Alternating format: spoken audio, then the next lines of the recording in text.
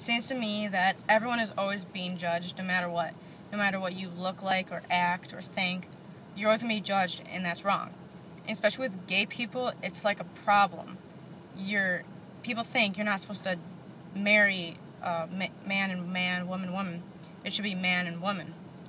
But gay people are people too. They don't choose to be gay. I bet it's hard being not normal, having to deal with all that pressure and judging all the time. They want a chance at love too, They can't help it. They're born like that. And their parents and their family, sometimes they don't approve with how they are, but that should not be a problem, because they should love them however they are and just respect who they love. It's probably really hard to be different, and everyone should just have respect for them. They didn't choose to be gay.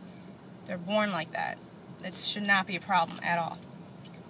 They're not asking you to be in their life, so I don't know why that's such a big deal to people.